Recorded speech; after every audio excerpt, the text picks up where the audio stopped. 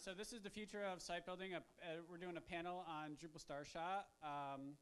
So with me is Dariza. Hi. I am Mike Herchel. And we have Pierre-Paul over here. And Benji. And we're going to do introductions. So, Dariza, who are you? Hi. Hi, I'm Dariza. It's really nice to be here and to meet you all. I come from Costa Rica, and I'm a Drupal developer and trainer at Evolving Web. So yeah, super excited. My name is Mike Herchel. I'm a senior front-end developer at Angelina. We're based in the U.S. We do large federal websites. Dariza and I are going to tag team the actual presentation part of this. We have a presentation that's about 20 minutes long, and then we're going to do the panel right afterwards. And also on the panel is Pierre-Paul. You want to introduce yourself? Yeah, I'm a web developer. Right now I'm working with BenQ here in Montreal. And my job for the panels is just to look nice and maybe take some French question at the end. And I'm Benji Fisher. My day job is at Harvard Web Publishing, where we're in the middle of a giant migration project. And in my spare time, I'm one of the maintainers of the Migrate API in Drupal core. I moderate the weekly usability meeting, and I'm a member of the security team. Yeah, and I want to mention I also do a lot of contribution. I worked on the Olivera theme, single directory components, and I just learned yesterday, part of the Starshot Advisory Council. So that's going to be exciting. I know, right? So what are we talking about, Dariza? Well, today we're going to do first an intro, so we're done with that. Done. Then we're going to talk about what is a Starshot. We will do a walkthrough of the different features, technology, and how to help for each of the initiatives that it encompasses. And then we're going to have the panel with questions and answers. So what is Starshot? Yes. We cannot talk about the Starshot without first asking ourselves, what is the biggest strength of Drupal? Maybe one of you. Who here uses Drupal on a regular basis? So I'm going to ask our panelists first. What's Drupal's primary strength? If I had to say one thing, it would be structured content. All right. Security, because of Benji. Security. So anyone in the audience want to say, hey, think about how you got into Drupal. What brought you to Drupal? Just yell it out. Yeah, the community. Multilingual. Yeah, flexibility. You can do anything with Drupal. So basically, all of that revolves around the ability that we have to achieve complex data models and views and workflows, and all of it without really having to code, right? When I got into Drupal, I was able to create these complex content models, and output them through these complex views, and I didn't need to write SQL queries. That to me was mind-blowing back in the day. All I had to do was just make it look good. Yeah, and that's basically what we all know like site building, right? Yep. And it revolves around what is being talked about Drupal lately, which is that the idea is to empower. Jumped a little bit somehow. Yeah, now all the spoilers. No way. But yes, it is about the site builders. And the idea with this is part of what is right now happening in the community. We want to empower the ambitious site builders. So that's what's going on. And all of this revolves around the idea of low code, no code. Right? Yeah, which is the new term that all these cool CMSs are coming out. They're saying, hey, we're low code, we're no code. Well, yeah, we've been doing that for 20 years. But at the same time, we need to make it easier. Yeah, we have a lot to catch up on. There is a lot of other tools that people use, and then they compare it to Drupal, and they're like, oh, that's not that great. So that's how we get the Starshot. The idea with the Starshot is that it is going to be a new product in Drupal that is going to make it a lot easier for site builders and decision makers to know what does Drupal do and to actually get started with it, which is something that hasn't been great for us in the past. We have, currently even, we have a misconception that Drupal is a product per se, but it's not really. It is actually a framework for us to build websites. So with the Starshot initiative, the idea is to actually come up with another product, which is a new version of Drupal, that is going to have all of the things that we want and need to catch up and actually go beyond the other tools that are out there. Yep, like I've always referred to like Drupal as a website builder. You know, like it builds a builder for websites. You know, and but Drupal, like Starshot, is a meta initiative. Yes, it is a meta initiative that is actually composed of multiple sub-initiatives inside of it. So the idea is that this new product is actually going to have all of this stuff that you see on the screen right now. So we're going to have some different key contributed modules. It is going to come shipped with default content, some default configuration, and all of that through some sub-initiatives. The main sub-initiatives we can talk about are automatic updates, project browser, the experience builder, and recipes. And these are the ones we're going to be talking more during today. Yep, in my opinion, like Starshot is going to be the biggest change to Drupal since the Symfony rewrite between Drupal 7 and Drupal 8. It's going to be huge. It's going to change Drupal's perception. It's going to change Drupal's usability, and it's going to be awesome. But the cool thing is you're not going to have that big migration headache that a lot of the 7 to 8 to 9 to 10 sites currently have. Exactly, and instead we're going to be able to just continue adding stuff into our own websites. So we build them and we keep adding to them and making them better and improving them.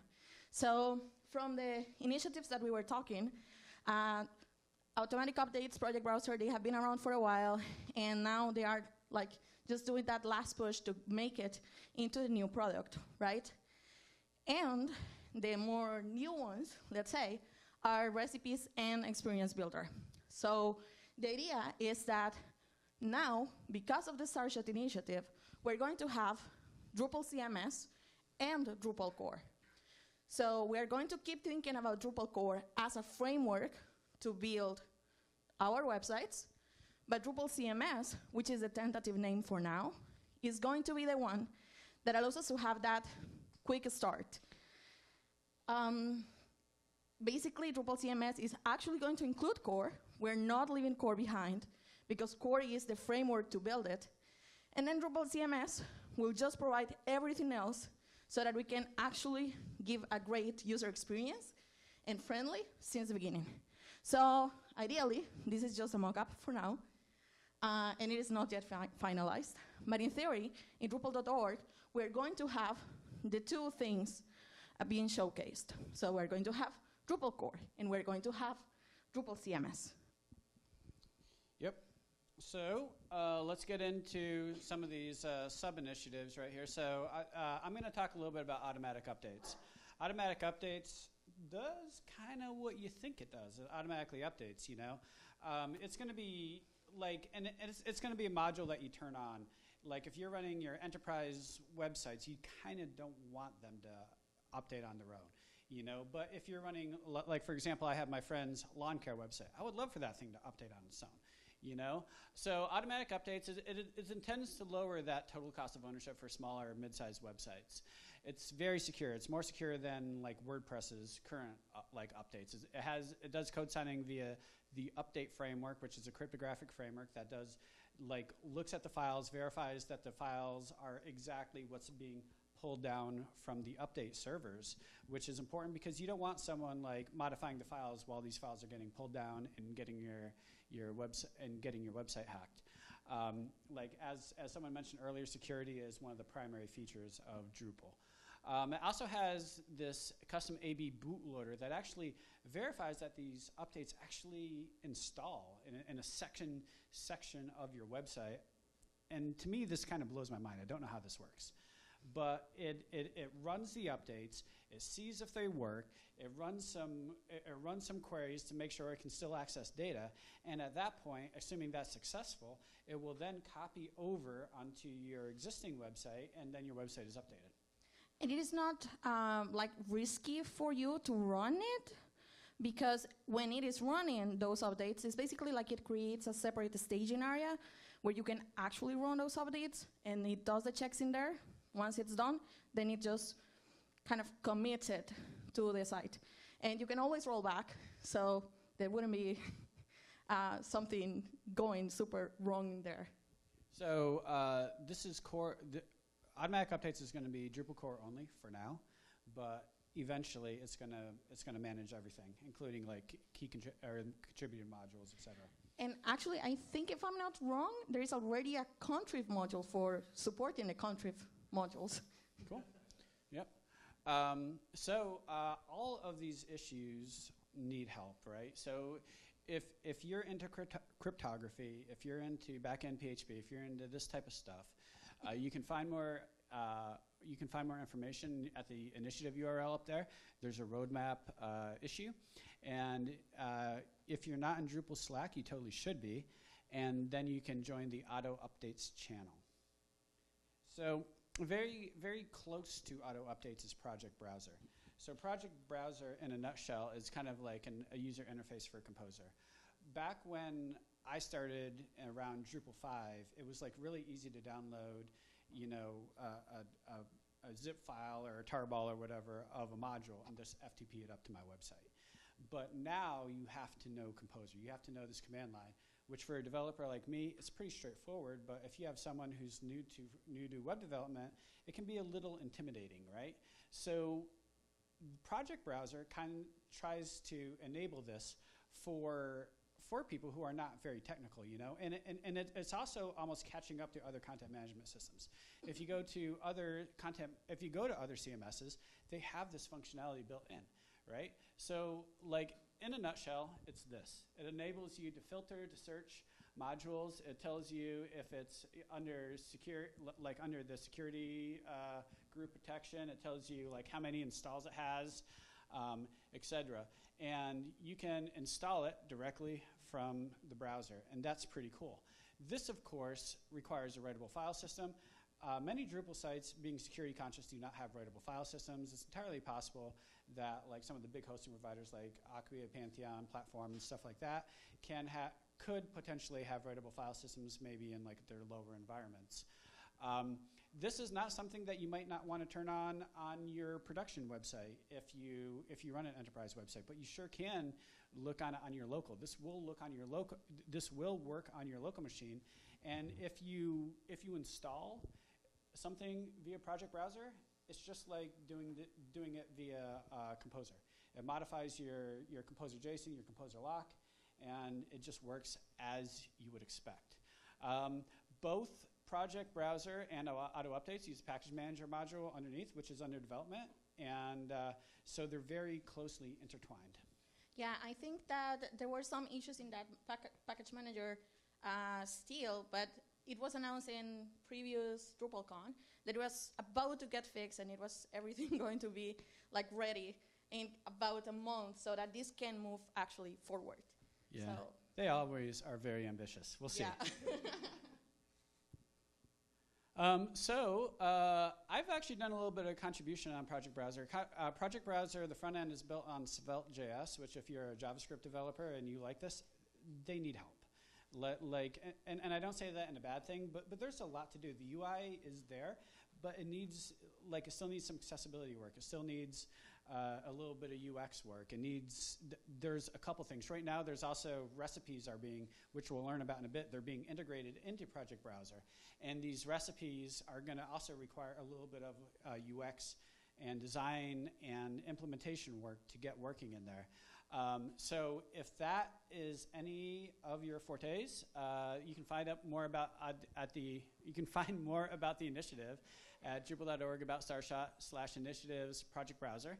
And there's, of course, a roadmap issue, and join the Project-Browser channel in Drupal Slack.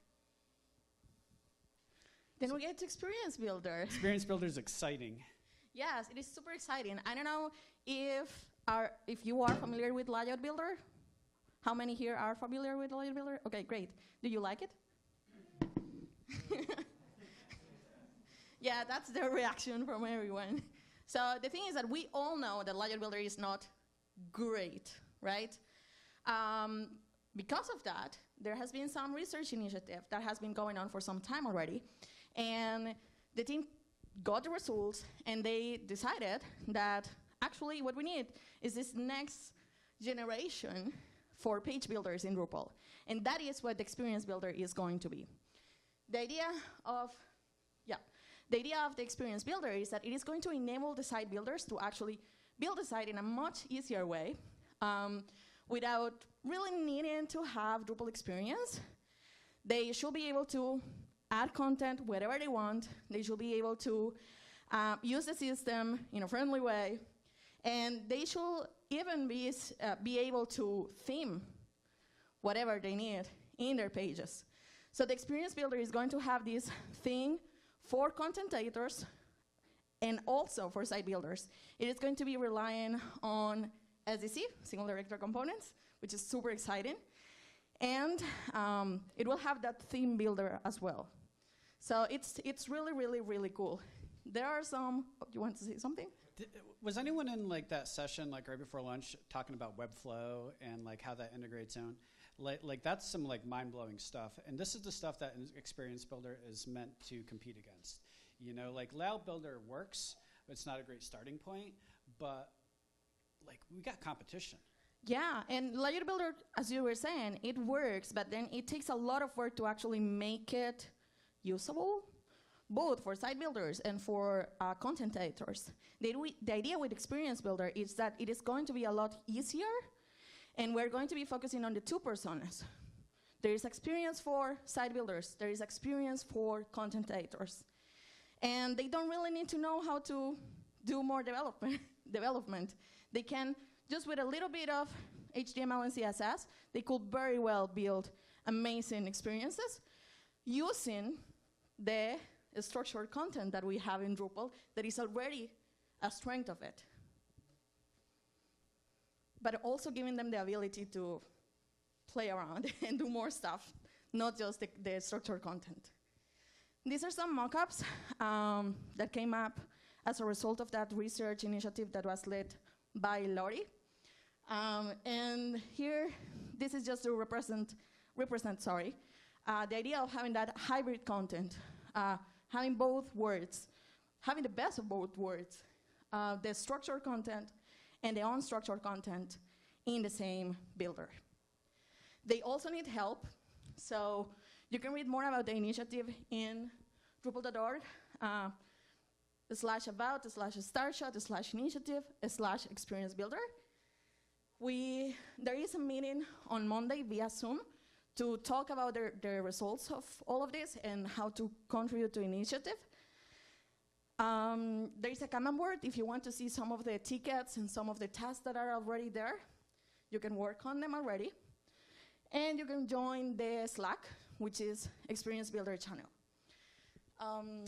Yeah, I want to also say, like, if y'all are familiar with the Pittsburgh initiative that happened a couple DrupalCons ago, there was a project chosen to do a decoupled layout builder, and a lot of the lessons from this project are being brought into Experience Builder, where there was a lot of proof of concepts. Can this work? We have this vision.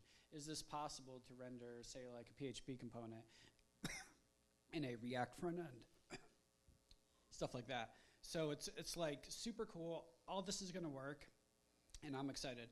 But if you are a React developer, or of course just a regular Drupal developer, we need you. Yeah, and there is many ways to help.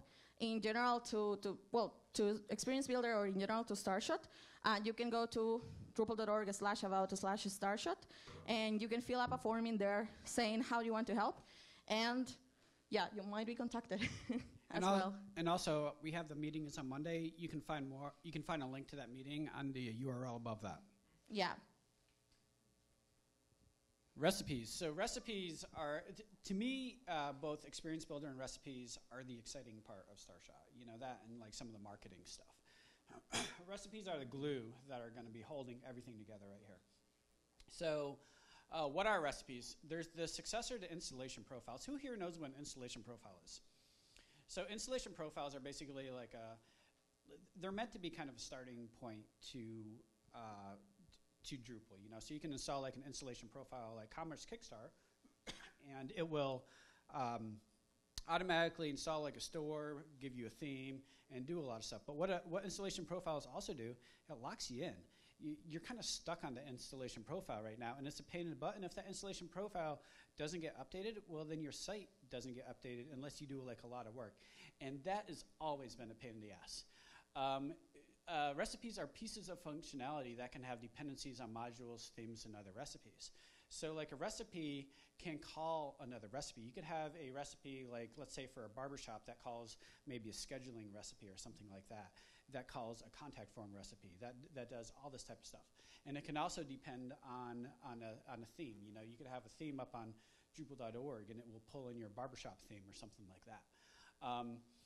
All of this functionality can also be occurred just by clicking around, you know, but as you know, clicking around with Drupal, especially navigating things like the views UI, content types and stuff like that can be like kind of hard. This gives you that starting point.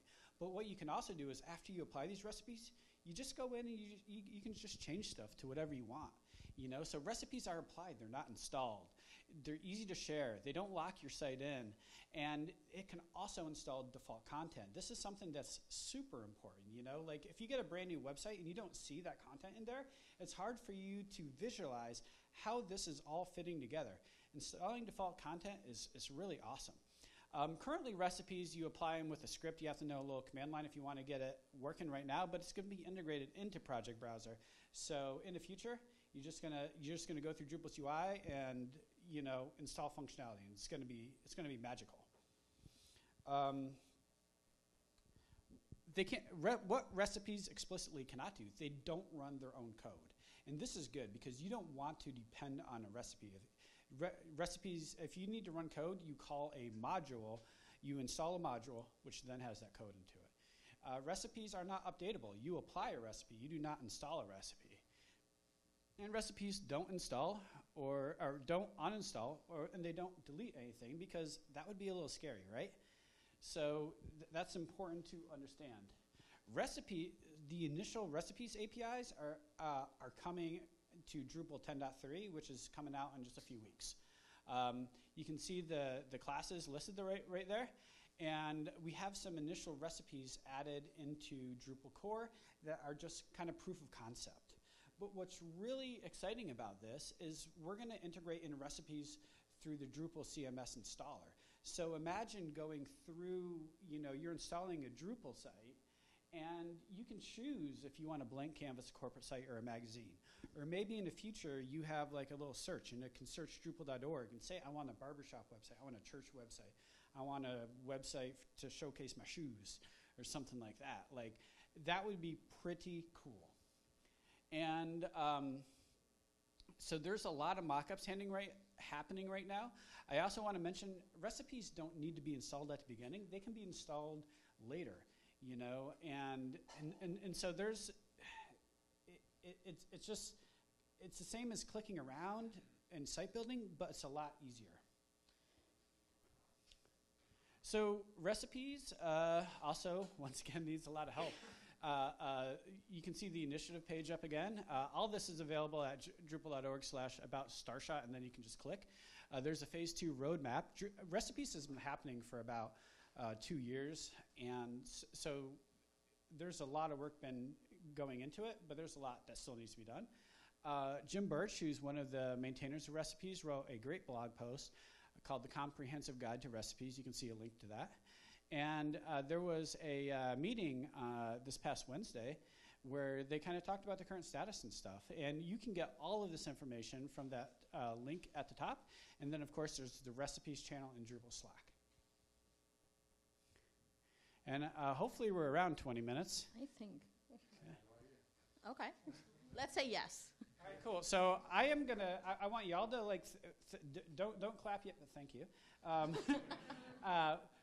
We're going to go for about 20 more minutes. We're going to take questions from the audience. I'm going to, while you all are thinking about it right here, I'm going to ask the first question to the group of panelists, and then I'm going to pass the mic. So first question, what are the dangers of this? And y'all can just go. One of the dangers that I see is maybe recipes. So people are maybe going to be installing recipes without thinking that they cannot go back to the previous state. Because right now we do have a checkpoint API that checks if the recipe is going to be applied correctly. But if you're just clicking around just to see if you like the recipe, well, right now there's no way to go back. You have to manually make a backup of the site. So one of the strengths of Drupal is its security, and part of Starshot is saying that we want a bunch of things right now, and we don't have time to get them into Drupal core. And part of what it means not to be in Drupal core is that they haven't met the security standards of Drupal core. Yep. Any thoughts? Okay. No, I think those two things are very cool, but when we're talking about the Starshot, I think also it is going to be working as an innovation accelerator in a way, so that some of those things that haven't made it to Drupal, they can still be tried out in a Starshot. So that is something that we have. And about the configuration management stuff that you were, you mentioned about the configuration for recipes. If we have sites that are using the configuration management, they could potentially go back depending on how it is all managed, right? But I think that is something that is really cool. I think something that could be an issue will be, as well as the things that they said, is when we're working with project browser in the automatic updates, or maybe project browser mainly, because a lot of the hosting providers don't really support doing like readable file systems, right, in production. We can still work around that by doing it in other environments, but it's still something that we need to communicate so that it's clear for the stakeholders. One of my concerns is like, what if we don't do a good job? You know, like with Layout Builder, like I feel like Layout Builder, when it was announced, it was great. Oh man, so awesome. I thought there was gonna continuously be work on it, but they just kind of left it as it is, and to me it's like, kind of like half finished, you know? Like we can't do that with things like Experience Builder and or recipes. Questions? Hi. Well, I'm really excited about Starshot. I was just talking to someone at lunch whose boyfriend's a software developer, who's a young developer, and he was saying, like, why Drupal? So I think Starshot is very timely. I have a couple of questions. One of it was, you guys mentioned that there's a possibility of adding the features of Starshot to your existing version of Drupal. I don't know how that's going to work. If you could explain that a little bit later, that would be cool. Yeah. Oh, and also another question is like, this is sort of like after, but like, what about all these modules, like, you know, like the Salesforce modules and all these like proprietary modules? Like, how are they going to integrate that into Starshot? What's the roadmap for that? Those are good questions. Y'all want to take that? And I can answer some of that too. Sure. So recipes can be added to an existing site. So if your Bridge Club has a website and you decide you want to add blog to it, you can find a recipe for blogs and add it. Just as you could find a module and add it, you can add a recipe. And the recipe might install a module, might work strictly through configuration, might configure your permissions, might do some of each. And that's what can be done to an existing website. And then Starshot brings together the recipes with the project browser. Eventually, you'll be able to do that through the browser. Yeah, there's also the thing here where Starshot is going to be that tool that is going to make it easier to start and to see all of it. But at the beginning, it's going to be made by all of these Lego pieces. So project browser is a contrib module right now. Automatic update is also.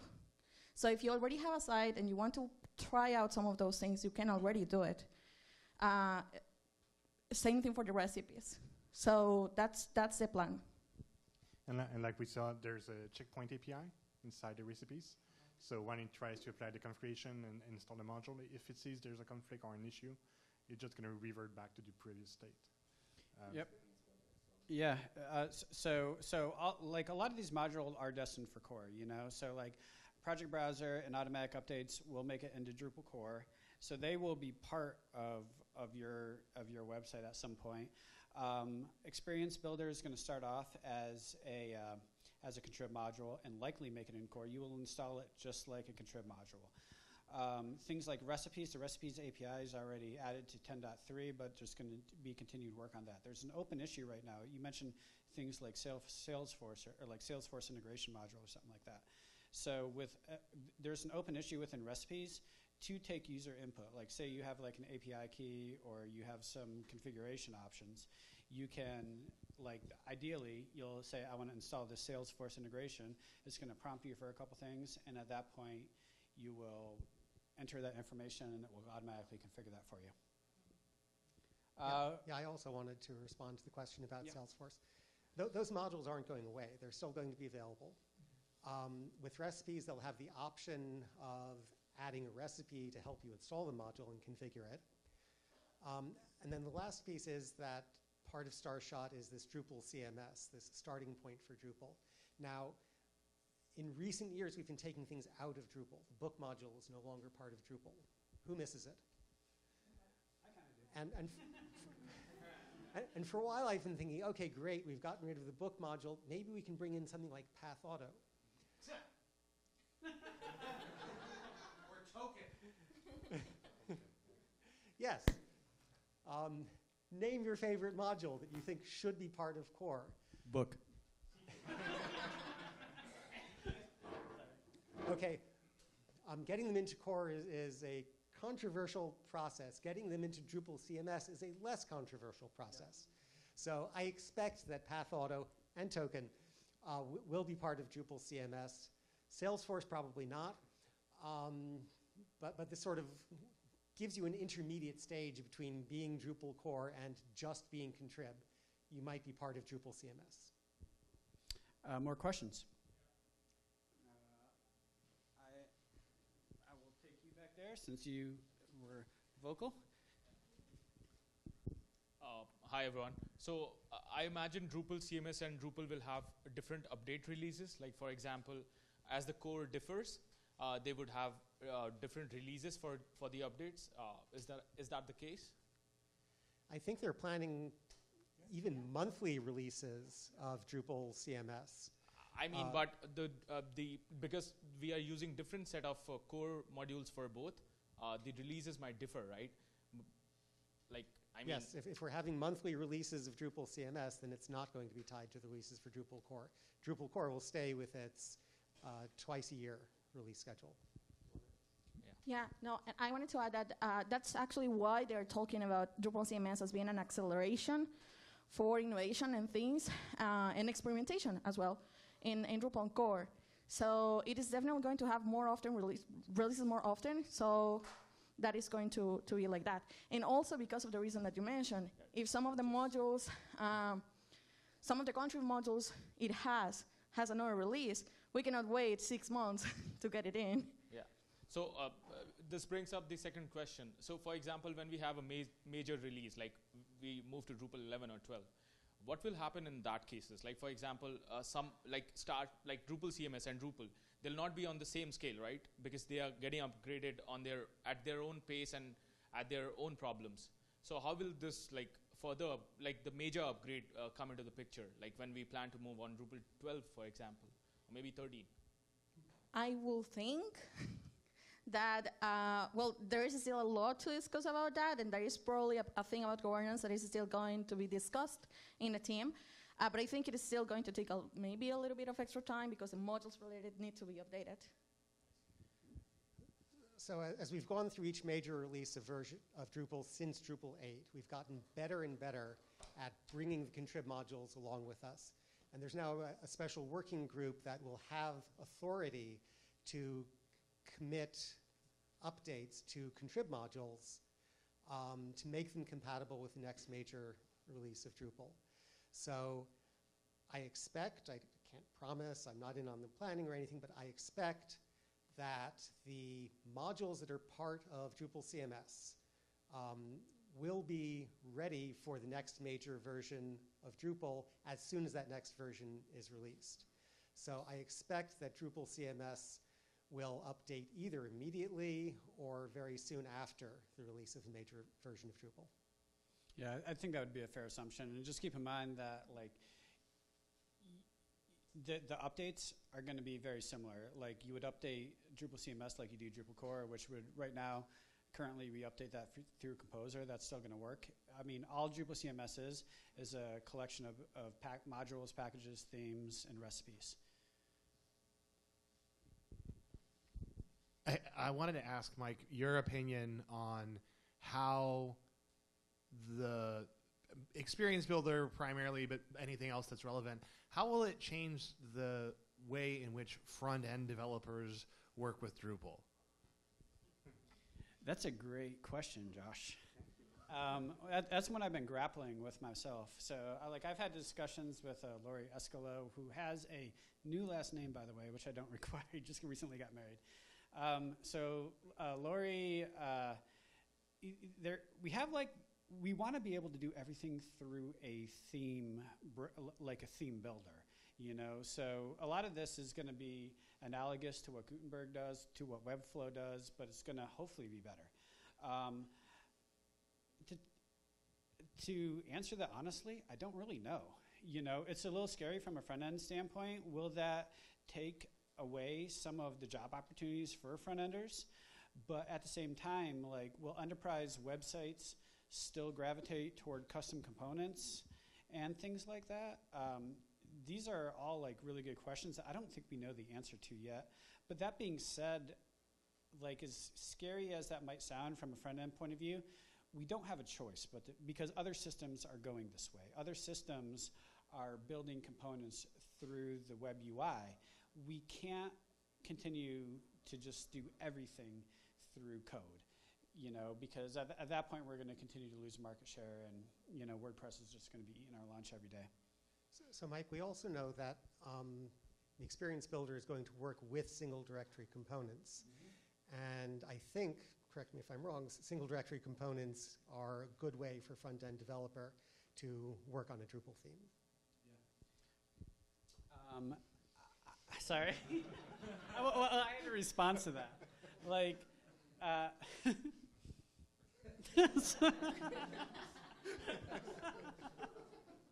So at some point, I would love it if Drupal.org or maybe a project browser or something like that could have single directory component support. So let's say I want to pull down I don't know, a component that looks like a carousel or something like that, a basic carousel that has CSS, JavaScript, and some markup and stuff. I can and then integrate it. I would love to be able to just integrate that directly. At some point, I would hope that we have thousands of components, a component library. For those that maybe saw the Webflow presentation that I referenced earlier, they have that. This is something that we need to do. With Recipe being able to install default content, do you think we're going to see more commercial themes? I would hope so, honestly. Who here has been to a WordCamp or a WordPress?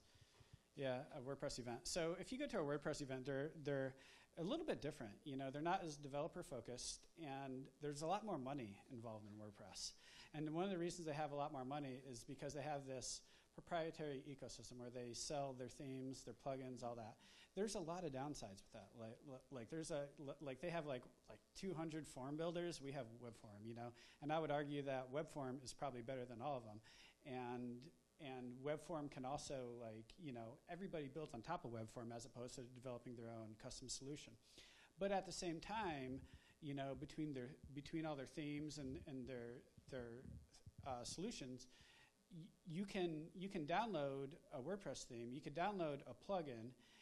Pay maybe a couple $100s for this type of stuff, and you have a website. Right now with Drupal, you can site build your way to a fairly complex website. But as soon as you want to make it look pretty, you have to pay me to do it, and I'm going to charge you a lot of money. And I don't know if y'all have looked at the state of the Drupal proprietary themes or the themes that they have. Drupal themes are not in a good place. You have to download a module. It kind of locks you into a content model. They're not very accessible. With my discerning eye, I'm these themes suck. But that's just me. I have a question for the audience. How many of you got into Drupal through the site building route? So for the sake of the recording, we're looking at a quarter. Who here got into Drupal through their work? Looking at maybe another quarter. Who here is not into Drupal yet? Yeah, maybe we got about 5 or 10. And who here got into Drupal through the community? Maybe, I don't know. Josh. Yeah. You're the only one. Yeah, yeah. So the exciting thing about Starshot is, and the goal of Starshot is to make it easier for people to get into Drupal through site building. And so the most exciting part of Starshot are the people who aren't yet in this room. Yeah. More questions from the audience? I will go you and then you. Awesome. I loved your line earlier about site builder for site builders, because that's certainly the spot that we're in. With that in mind, is there any plans for or thoughts about, since we have a captive audience of, let's say, 1,000 users, plans or thoughts for internal marketplaces for stuff like through the project builder or recipe marketplace, that kind of thing? That's a great question. I can answer that unless y'all. So my understanding is that with Project Browser, it's entirely possible to create your own plugin that can contact your own servers. It's going to be, I assume, especially for like things like universities or government website systems, that they might want to only allow an approved list of modules, some custom modules and things like that. My understanding is that's entirely possible. I don't know if it's possible right now, but like being Drupal catering for the enterprise, that's something that we're going to want. And that same mechanism could be used for proprietary or paid themes or paid modules. I don't want to fight for it, but if I have to. If you look back at the session from last Wednesday, from the previous week, this question has been answered at the end of the recording. And like Dries said, this is not a legal advice, but concerning the licensing, it should be good. So if anybody wants to start up a new marketplace for recipes, it should be okay. There was someone else. Yeah, here, I'll take it. Can you put on drupal.org/starshot? I can't see what I was typing up there.